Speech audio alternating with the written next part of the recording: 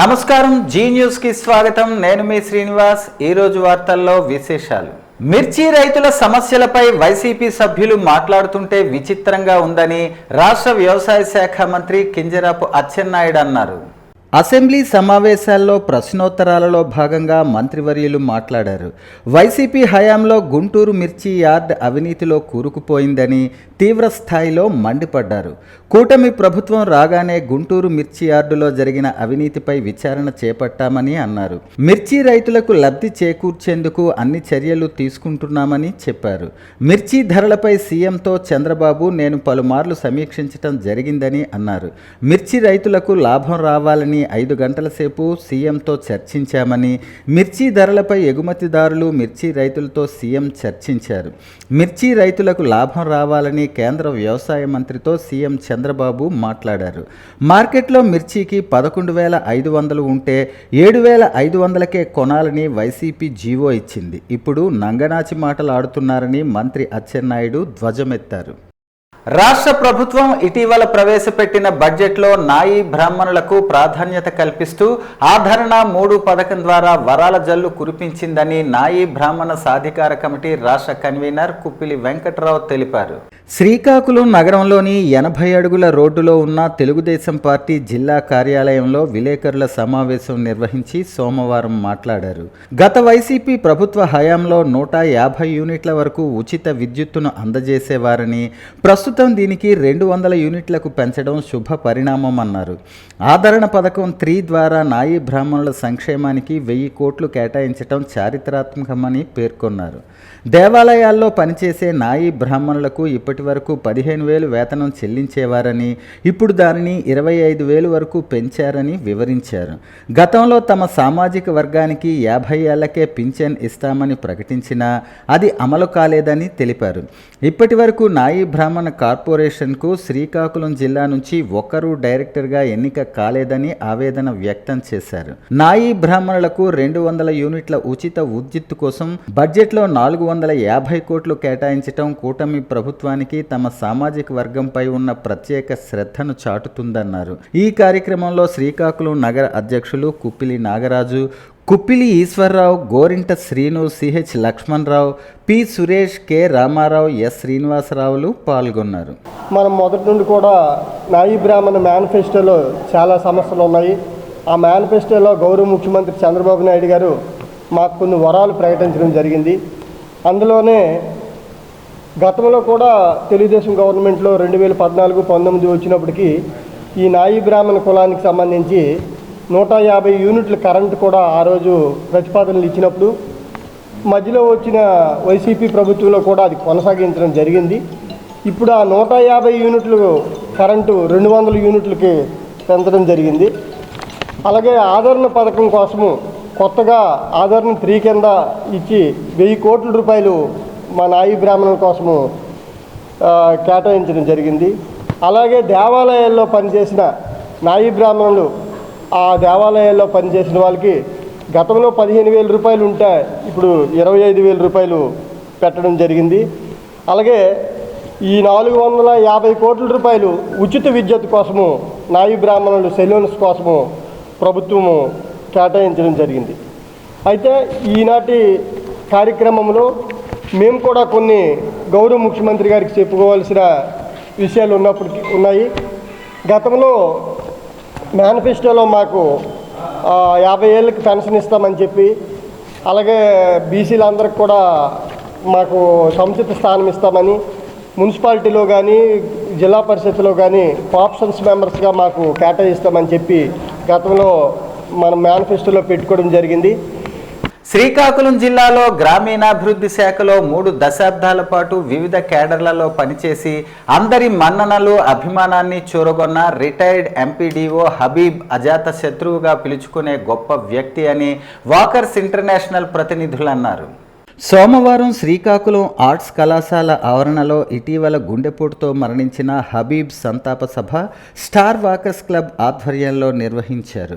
ఈ కార్యక్రమంలో పలువురు సీనియర్ వాకర్స్ మాట్లాడుతూ ఉద్యోగ జీవితంలో అలుపెరుగని సేవలు చేసి అందరి అభిమానాన్ని చూరగొన్నారని, వాకర్స్ క్లబ్ ద్వారా సామాజిక సేవలు చేసే భాగ్యం దొరుకుతుందని నమ్మిన వ్యక్తి హబీబ్ అని, ఆపదలో ఉన్నవారికి సాయం చేయటం ఆది నుంచి ఆయన గుణమని అన్నారు. అన్ని వర్గాల వారి అభ్యున్నతిని కోరుకునే హబీబ్ పేరుతో వారి కుటుంబ సభ్యులు సామాజిక సేవా కార్యక్రమాలు చేసే విధంగా ప్రోత్సహించాలని పలువురు సూచించారు. ఈ కార్యక్రమంలో స్టార్ వాకర్స్ క్లబ్ ప్రతినిధులు గేదెల Indiraprasad, PG Gupta, శాసపు Jogi Naidu, doctor K Panduranga Rao, లాడి Vasudevarao, గుడ్ల జగ్గారావు, చేబ్రోలు సురేష్, జామి లక్ష్మణరావు, నల్లాన అప్పారావు తదితరులు పాల్గొన్నారు. ముందుగా హబీబ్ చిత్రపటానికి పూలమాలలు వేసి నివాళులర్పించారు. నిత్యం నడిచే వ్యక్తులే కాకుండా అందరికీ తెలుసు, వాకర్స్ అందరికీ తెలిసిందే. వాసు గారు చెప్తారు, పాండంగా డాక్టర్ చెప్తారు. ఏంటంటే ఈ జిల్లాలో ప్రభుత్వ ఉద్యోగులు ఎవరైనా సరే ఆ ప్రాంత పొలిటీషియన్స్తో ఏమైనా స్థానిక నాయకులతో ఇబ్బంది ఎదుర్కొంటే, లేదా పాత్రికేయుడో లేకపోతే సమాచార ఉద్యమకారులు, ఏదో ఒక ప్రజాసంఘ నాయకుడు ఒక ఉద్యోగిని టార్గెట్గా చేసి వేధిస్తే ఆ వేదికల నుంచి ఉద్యోగిని కాపాడే బాధ్యత కూడా అవి తీసుకుంటాయి. ఉదాహరణ ఇక్కడ తోటవాడ పంచాయతీ కొత్త రోడ్డు అనేది కొత్తవలసి ఉంది విలేజ్ ఎక్కివరం అనేది రెవెన్యూ రికార్డులు ఇవాళ కూడా స్పష్టత లేని రికార్డు. ఎంతమంది బిల్డింగ్లన్నీ అక్కడే జిల్లా సబ్ రిజిస్టార్ దాటాక మీరు కొత్త రోడ్డు దాటిన వెంటనే ఆ కమ్యూనిస్ట్ బొమ్మ పక్కన మొత్తం అది పెద్ద లేఅవుట్ లాంటి శాటిలైట్ టౌన్షిప్ అయిపోయింది. ఒక్కింటికి కూడా ప్రయాణికులు ఉండదు. ప్రైవేట్ బ్యాంకులు తప్ప గవర్నమెంట్ బ్యాంక్ సేవలోనే ఇవ్వాలి. ఆ విలేజ్లో ఆయన ఎండిఓ చేసినప్పుడు వాళ్ళకి హక్కులు దాఖలపరచాలని ఎంతో ఫైట్ అవుట్ చేశారు. కొత్త గారి తాలూకు ల్యాండ్స్ వల్ల అది సుప్రీంకోర్టు వరకు వెళ్ళింది ఆ కేసు. అప్పుడు ఆ విలేజ్లో చాలామంది ఈ లిటిగెంట్స్ వెళ్ళి సమాచార చట్టం మీద ఉద్యోగులు వేధిస్తుంటారు. పంచాయతీ సెక్రటరీ ఎండిఓని ఈయనెళ్ళి వాళ్ళు ప్రొటెక్ట్ చేయడం, వాళ్ళకి కౌంటర్లు రాయడం, అలాగే ఎన్నెన్నో ఉదంతాలు నాకు తెలుసు అభివృద్ధి.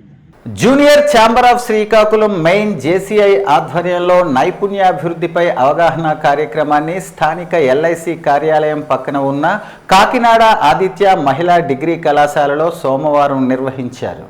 జేసీఐ శ్రీకాకుళం మెయిన్ అధ్యక్షులు కోన అనిల్ కుమార్ మాట్లాడుతూ డిగ్రీ చివరి సంవత్సరం చదువుతున్న విద్యార్థులను దృష్టిలో ఉంచుకొని అవగాహన కార్యక్రమాన్ని నిర్వహించామని, అందుకు సహకరించిన జేసీఐ వ్యవస్థాపకులు జామి భీమశంకర్, కాకినాడ ఆదిత్య కళాశాల principal K Sivasankar, director BS చక్రవర్తులకు ధన్యవాదాలన్నారు.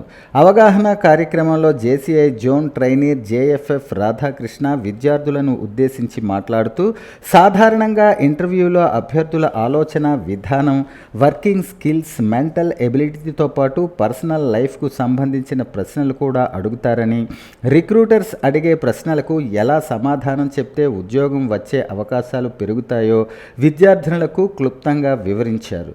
ఎదుటివారు అడిగే ప్రశ్నలకు మనం చెప్పే విధానంలో స్పష్టత ఉండాలని, తక్కువ సమయంలో రిక్రూటర్లపై తమదైన ముద్ర వేయాలంటే వృత్తిపరంగా మీరు ఎంత సమర్థులో వారికి అర్థమయ్యేలా చెప్పాలన్నారు.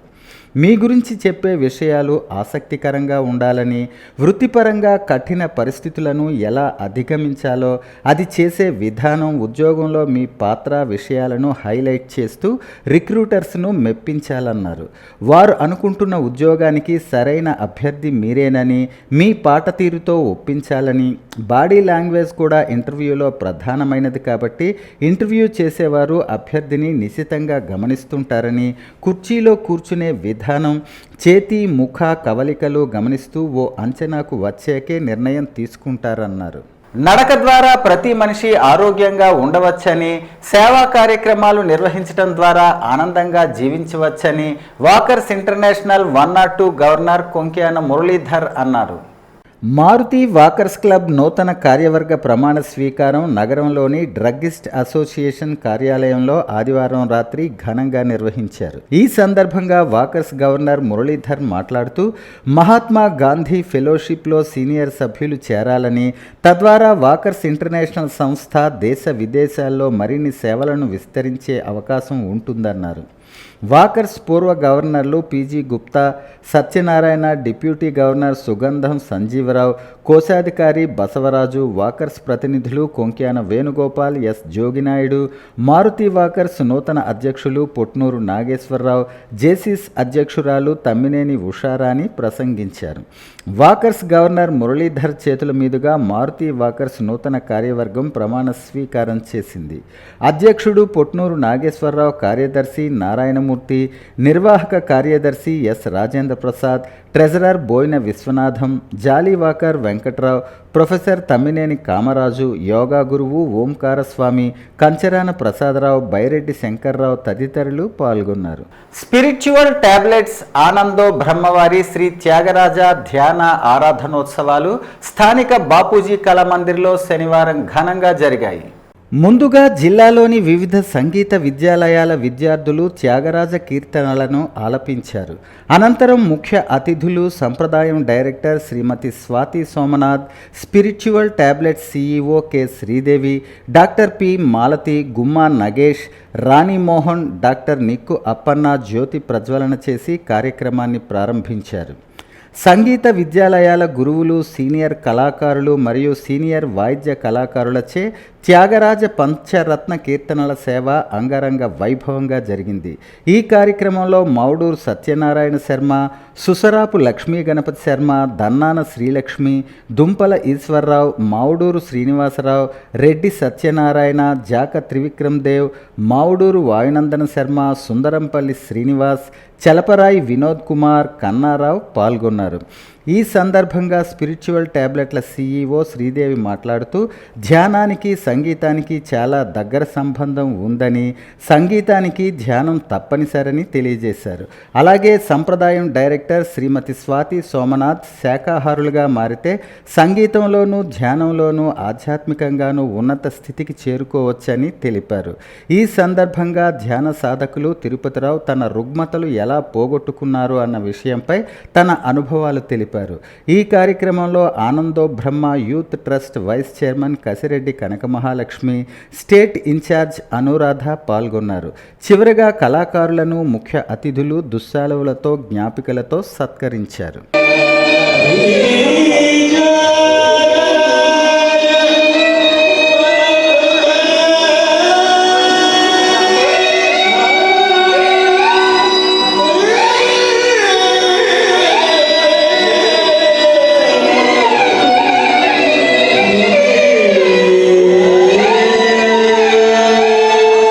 రాష్ట్ర అసెంబ్లీ సమావేశాల్లో మున్సిపల్ ఉద్యోగ కార్మికుల సంక్షేమం పట్ల చర్చించని అసెంబ్లీ సమావేశాలను ఎండగడుతూ మార్చి 11న చలో విజయవాడ ధర్నా చౌక్లో మహాధర్నాని చేపడతామని ఏపీ మున్సిపల్ వర్కర్స్ యూనియన్ రాష్ట్ర ప్రధాన కార్యదర్శి పోరుమామిళ్ల సుబ్బరాయుడు శ్రీకాకుళం జిల్లా కలెక్టరేట్ ఎదుట జరిగిన ఆందోళనలో తెలిపారు. ఏపీ మున్సిపల్ వర్కర్స్ యూనియన్ రాష్ట్ర వ్యాప్తంగా నేడు కలెక్టరేట్ల వద్ద ఆందోళనలకు పిలుపునిచ్చిన నేపథ్యంలో శ్రీకాకుళం జిల్లా కలెక్టరేట్ వద్ద చేపట్టిన ఆందోళనలో రాష్ట్ర ప్రధాన కార్యదర్శి పోరుమామిళ్ల సుబ్బరాయుడు పాల్గొని కార్మికులను ఉద్దేశించి మాట్లాడుతూ మున్సిపల్ రంగంలో పనిచేస్తున్న పారిశుద్ధ్య, ఇంజనీరింగ్ మరియు ఆఫీస్ సిబ్బంది మరియు స్కూల్ స్వీపర్ల సమస్యలపై గడిచిన అసెంబ్లీ సమావేశాల్లో చర్చకే రానియకుండా జరుపుతున్నారన్నారు. రాష్ట్ర వ్యాప్తంగా 38,000 మంది అవుట్ సోర్సింగ్ విభాగంలో కార్పొరేషన్లలో, మున్సిపాలిటీలలో, నగర పంచాయతీలలో పనిచేస్తున్నారని, పర్మనెంట్ సిబ్బందికి సంబంధించి పెండింగ్లో ఉన్న 4 సంవత్సరాల సరెండర్ లీవుల విడుదలపై కానీ, పెండింగ్లో ఉన్న డిఏల విడుదలపై కానీ బడ్జెట్లో ప్రస్తావనే లేదన్నారు. ఫిబ్రవరి 6న రాష్ట్ర మంత్రివర్గం సమావేశమై ఆప్కాస్ రద్దుపరిచి 2 బడా కంపెనీలకు నిర్వహణకు అప్పగిస్తున్నట్లు ప్రకటించడం దుర్మార్గమన్నారు. గతంలో 279 జీవో, మొన్న ఆప్కాస్, నేడు బడా కంపెనీలంటూ ప్రైవేటు గుత్త పెట్టుబడిదారులకు సంపద సృష్టించి కార్మికులకు పని భద్రత లేకుండా చేసే ప్రయత్నాలే సరైనవి కావని, సత్వరం మున్సిపల్ రంగంలో పనిచేస్తున్న అవుట్సోర్సింగ్, పారిశుద్ధ్య, engineering, office staff, school sweepers వీరందరినీ రెగ్యులరైజ్ చేయాలని, పని భద్రత కల్పించాలని వారు డిమాండ్ చేశారు. రాష్ట్ర ప్రభుత్వం ఈ అసెంబ్లీ సమావేశాలలో కాంట్రాక్ట్ అవుట్సోర్సింగ్ సిబ్బంది యొక్క కష్టాలను వాళ్ళ రెగ్యులరైజేషన్ చేసే అంశాలపైన ఏమైనా చర్యలు తీసుకుంటుందేమో, చర్చిస్తుందేమో, మా గొంతుకు వినిపిస్తామన్న నూతన కూటమి ప్రభుత్వం చేస్తుందేమో అని చెప్పేసి ఆశను వ్యక్తం చేశాం. కానీ ఇవాళ రాష్ట్ర ప్రభుత్వం అమిత్ షా చెప్పినటువంటి 3 లక్షల కోట్ల రూపాయలను కవర్ చేసుకోవడానికి ఇవాళ రాష్ట్ర బడ్జెట్ 3 లక్షల కోట్ల రూపాయలు ప్రకటించినట్లు ఉంది తప్ప ఎక్కడ కార్మికుల కోసం ఉద్యోగుల కోసం చేస్తున్నటువంటి దాఖలాలు కనపడనటువంటి పరిస్థితులలో రేపు మార్చి 11న రాష్ట్ర వ్యాప్తంగా ఉన్నటువంటి మున్సిపల్ రంగంలో పనిచేసేటువంటి వివిధ రంగాల కార్మికులు ఉద్యోగులందరి చేత పెద్ద ఎత్తున చలో విజయవాడ కార్యక్రమాన్ని పెట్టి తీరాలని చెప్పేసి ఉద్యోగ కార్మికుల శక్తిని ఏదో చాటుతామని చెప్పేసి జరగబోయే పరిణామాలకు ఈ ప్రభుత్వమే బాధ్యత తీసుకోవాలని చెప్పేసి హెచ్చరిస్తూ ఉన్నాం. తక్షణ మున్సిపల్ రంగంలో పనిచేసేటువంటి అవుట్సోర్సింగ్ కాంట్రాక్ట్ సిబ్బందిని అందరినీ రెగ్యులరైజ్ చేయాలని చెప్పేసి డిమాండ్ చేస్తూ ఉన్నాం. అలాగే ఇతర డిపార్ట్మెంట్లలో సంబంధించినటువంటి రెగ్యులర్ ఎంప్లాయీస్, అది పోలీస్ డిపార్ట్మెంట్ కావచ్చు, మెడికల్ కావచ్చు, ఇంకోటి జడ్పీ కావచ్చు, కలెక్టరేట్ కావచ్చు, ఇతర డిపార్ట్మెంట్లో పనిచేసేటువంటి ఉద్యోగులందరికీ సరెండర్ లీవ్లు ఎప్పటికప్పుడు పడతా ఉన్నాయి, డిఏలు ఎప్పటికప్పుడు పడతా ఉన్నాయి. కానీ 3 సంవత్సరాలుగా మున్సిపల్ రంగంలో పారిశుద్ధ్య ఇంజనీరింగ్ కార్మికుల రెగ్యులర్ ఎంప్లాయీస్ సంబంధించి 4 సంవత్సరాల సరెండర్ లీవ్లో ఎన్కాష్మెంట్ లేదు. 3 డిఏలు పెండింగ్లో ఉన్నాయి. వాటిని కూడా రిలీజ్ చేయాలని చెప్పేసి మేము కోరుతా ఉన్నాం. అలాగే సఫాయి కర్మచారి లేకపోతే గ్రీన్ ట్రిబ్యునల్ ఇచ్చినటువంటి ఆదేశాల మేరకు కార్మికులను వీళ్ళ చేసేటువంటి పారిశుద్ధ్య సేవలలో, ఇంజనీరింగ్ సేవలలో వీటిలలో రోస్టర్ విధానాన్ని తీసుకురాకుండా చూడాలని చెప్పేసి డిమాండ్ చేస్తాం. నరసన్నపేట పట్టణంలోని కామేశ్వరి నగర్ వద్ద కేవిటి గున్నమ్మ అనే వృద్ధురాలను గుర్తు తెలియని వ్యక్తులు హత్య చేసినట్లు స్థానికులు తెలియజేశారు. ఉదయం పూలేరెందుకు గున్నమ్మ ప్రతిరోజు ఆ ప్రాంతంలో సంచరించటాన్ని గమనించిన వారు బంగారం కోసం హత్య చేసినట్లు స్థానికులు అభిప్రాయం వ్యక్తం చేస్తున్నారు. సంఘటనా స్థలానికి చేరుకున్న పోలీసులు కేసు నమోదు చేసి దర్యాప్తు చేస్తున్నారు. సిఐ శ్రీనివాసరావు, ఎస్ఐ దుర్గాప్రసాద్ సంఘటనా స్థలాన్ని పరిశీలిస్తున్నారు.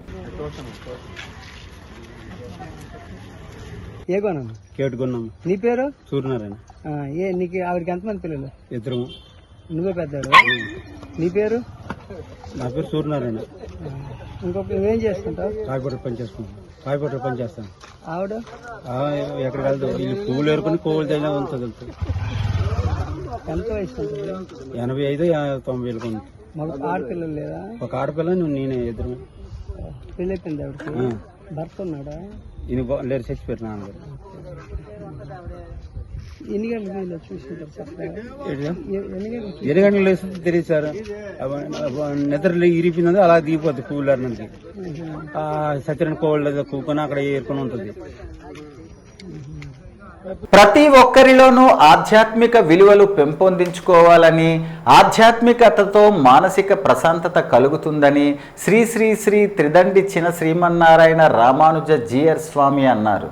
ప్రముఖ సామాజిక వ్యాపారవేత్త డాక్టర్ సూర శ్రీనివాసరావు ఆహ్వానం మేరకు ప్రభుత్వ పాలిటెక్నిక్ కళాశాల సమీపంలో ఉన్న క్రిస్టల్ ప్యాలెస్కు చిన్నజీయర్ స్వామీజీ ఆదివారం వచ్చారు. స్వామివారిని సూర శ్రీనివాసరావు, సరితారాణి దంపతులు గజమాల వేసి సాదరంగా ఆహ్వానించారు. ముందుగా ప్యాలెస్లో పూజలు నిర్వహించి అనంతరం భక్తులతో మాట్లాడారు. హైందవ ధర్మాన్ని పరిరక్షించాల్సిన బాధ్యత అందరిపై ఉందని తెలిపారు. ప్రతి ఒక్కరూ ప్రకృతిని ఆరాధించాలని, అప్పుడే సంపూర్ణమైన ఆరోగ్యకరమైన మానవ మనుగడ సాధ్యమవుతుందని తెలిపారు. ఆలయాలు మానసిక ప్రశాంతతకు నిలయాలని, ఆలయాలను పరిరక్షించుకోవలసిన బాధ్యత మన అందరిపై ఉందని పేర్కొన్నారు. నేటి ఒత్తిడి ప్రపంచంలో దైవ చింతన ఒక్కటే ప్రశాంతతకు మార్గమని వివరించారు. ఇటీవల దేశంలో నిర్వహించిన మహాకుంభమేళాను ప్రపంచ దేశాలు కొనియాడుతున్నాయని, ప్రపంచవ్యాప్తంగా ఎందరో వచ్చి కుంభమేళాలో స్నానాలు ఆచరించటం శుభ పరిణామమని పేర్కొన్నారు. మంచి ఆలోచనతో మెలిగే వారికి ఎల్లప్పుడూ మంచే జరుగుతుందని, స్వార్థ బుద్ధితో మెలిగితే తీవ్ర నష్టాలు ఎదురవుతాయని వివరించారు. వార్తలు సమాప్తం. మళ్ళీ తర్వాత బులెటిన్లో కలుసుకుందాం. నమస్కారం.